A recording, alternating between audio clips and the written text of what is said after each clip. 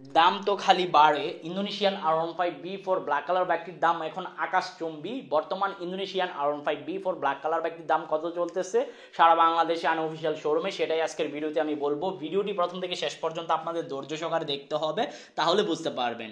চলুন কথা না বাড়িয়ে ভিডিওর মূল টপিকে যাই, প্লাস আমরা জেনে নেই ইন্দোনেশিয়ান R15B4 ব্ল্যাক কালার বাইকটির দাম কত চলতেছে। আসসালামু আলাইকুম guys, it's me Arman Sarwar. আজকের ভিডিওতে কোন ব্র্যান্ডের বাইকের সম্পর্কে কথা বলতে যাচ্ছি অলরেডি থাম্বনেল বা টাইটেল দেখে বুঝিয়ে গেছেন নতুন করে কি বলবো। তবে এখনো পর্যন্ত যারা আরমান সারওয়ার ইউটিউব চ্যানেলটি সাবস্ক্রাইব করেন নাই, তারা অবশ্যই আরমান সারওয়ার ইউটিউব চ্যানেলটি সাবস্ক্রাইব করে ফেলবেন, যেন পরবর্তী আপডেট নোটিফিকেশন পেয়ে যান। বন্ধুরা, ইন্দোনেশিয়ান R15B4 ব্ল্যাক কালার বাইকটি যেমন চাহিদা, এখন দামও অনেক বেশি।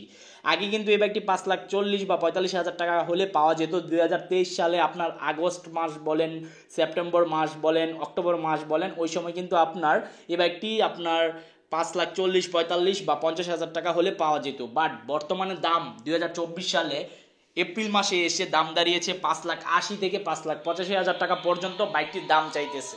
সো আপনাদের করণীয় হচ্ছে অবশ্যই 5-6টি শোরুম যাচাই বাছাই করবেন। 5-6টি শোরুম যাচাই বাছাই করে যে শোরুম থেকে কম দামে বাইকটি পেয়ে যাবেন, ওই শোরুম থেকে ঠাস করে বাইকটি ক্রয় করে ফেলবেন।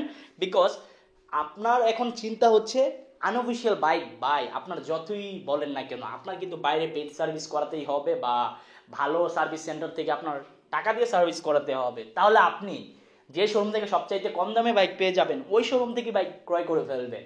আর 2 বছরের কাগজ কত টাকা নেয় সেটা নিয়েও একটু কথা বলবেন। যেখান থেকে কমে করাতে পারবেন আনঅফিসিয়াল শোরুমে, ওইখান থেকে করিয়ে ফেলবেন।